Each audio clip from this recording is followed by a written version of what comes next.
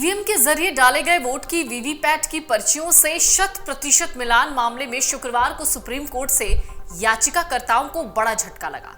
यानी supreme court की तरफ से विपक्ष को एक बड़ा झटका लगा है। सुप्रीम कोर्ट ने यह तो साफ कर दिया कि देश में बैलेट पेपर से वोटिंग का दौर वापस नहीं आएगा, यानी मतदान तो ईवीएम से ही होगा।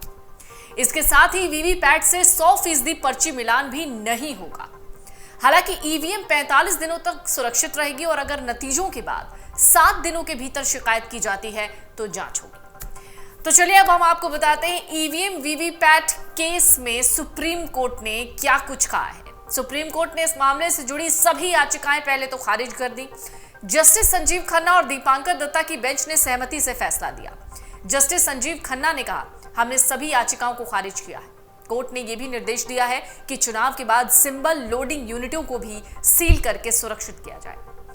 कोर्ट ने निर्देश दिया कि उम्मीदवारों के पास परिणामों की घोषणा के बाद टेक्निकल की एक टीम द्वारा इलेक्ट्रॉनिक वोटिंग मशीन के माइक्रो कंट्रोलर प्रोग्राम की जांच कराने का विकल्प होगा, जिसे चुनाव की घोषणा के 7 दिनों के भीतर किया जाएगा। वोटिंग पर्चियों की गिनती पर कोर्ट ने कहा, सिंबल लोडिंग यूनिट्स के पूरा होने पर कंटेनर में सील कर दिया जाएगा।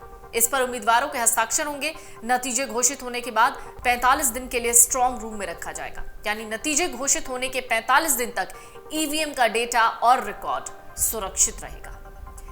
तो सुप्रीम कोर्ट ने इस बीच 2 निर्देश दिए थे। क्या क्या कहा था सुनिएगा, समझिएगा। पहला निर्देश सुप्रीम कोर्ट की तरफ से यह है कि सिंबल लोडिंग प्रोसेस पूरी होने के बाद सिंबल लोडिंग यूनिट यानी SLU को सील किया जाना चाहिए और इसे 45 दिन तक सुरक्षित रखा जाना चाहिए। नतीजे में दूसरे और तीसरे नंबर पर आए उम्मीदवार चाहें तो परिणाम आने के 7 दिन के भीतर दोबारा जांच की मांग कर सकते हैं। ऐसी स्थिति में इंजीनियर्स की एक टीम द्वारा माइक्रो कंट्रोलर की मेमोरी की जांच होगी। वेरिफिकेशन के लिए खर्चा देना। जस्टिस खन्ना ने कहा, वीवीपैट वेरिफिकेशन का खर्चा उम्मीदवारों को खुद ही उठाना पड़ेगा।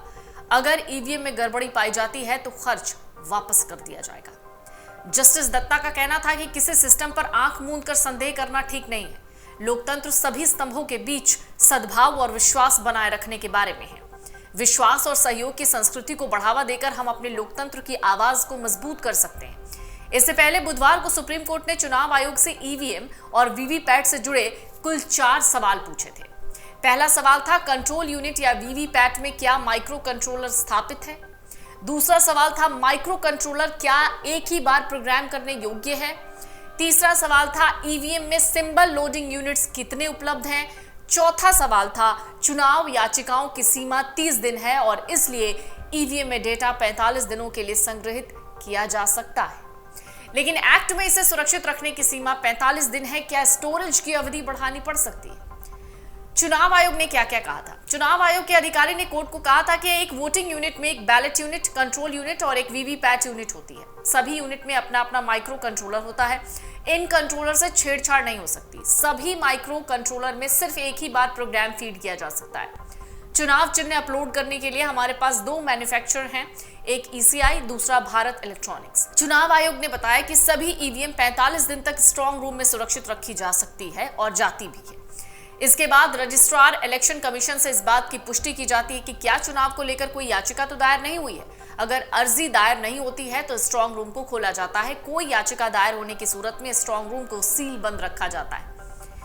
चुनाव आयोग ने दरअसल पुराने फैसले भी याद दिलाए। बुधवार को सुप्रीम कोर्ट ने कहा था कि अदालत चुनाव की नियंत्रण अथॉरिटी नहीं है। अदालत ने ईवीएम मुद्दे पर 2 बार दखल दिया। बेंच ने याद दिलाया कि सुप्रीम कोर्ट ने इससे पहले वीवीपीएटी यानी वीवीपैट पर 2 आदेश जारी किए हैं, जो एक स्वतंत्र वोट सत्यापन प्रणाली है और मतदाताओं को यह देखने में सक्षम बनाती है कि उनके वोट सही ढंग से दर्ज किए गए हैं या नहीं।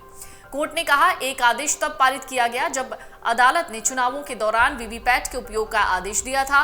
दूसरा आदेश तब पारित किया गया था जब अदालत ने निर्देश दिया था कि वीवीपैट का उपयोग 1 से बढ़ाकर 5 बूथों तक किया जाना चाहिए। आप सब चाहते हैं कि हम मतपत्रों पर वापस जाने के लिए निर्देश जारी करें। बेंच ने कहा, अगर जरूरी हुआ तो वो मौजूदा ईवीएम सिस्टम को मजबूत करने के लिए निर्देश पारित कर सकती है। सुप्रीम कोर्ट ने अप्रैल 2019 में चुनाव आयोग से कहा था कि किसी संसदीय क्षेत्र में प्रत्येक विधानसभा क्षेत्र में ईवीएम के साथ वीवीपैट की संख्या 1 से बढ़ाकर 5 कर दी जाए। लेकिन फिलहाल सुप्रीम कोर्ट की तरफ से ईवीएम पर सवाल उठाने वालों को सुप्रीम कोर्ट ने झटका दिया है। अगर आप ये वीडियो YouTube पर देख रहे हैं तो हमारे चैनल को सब्सक्राइब करें और बेल आइकन को दबाना ना भूलें। अगर आप Facebook पर ये वीडियो देख रहे हैं तो हमारे पेज को लाइक करें।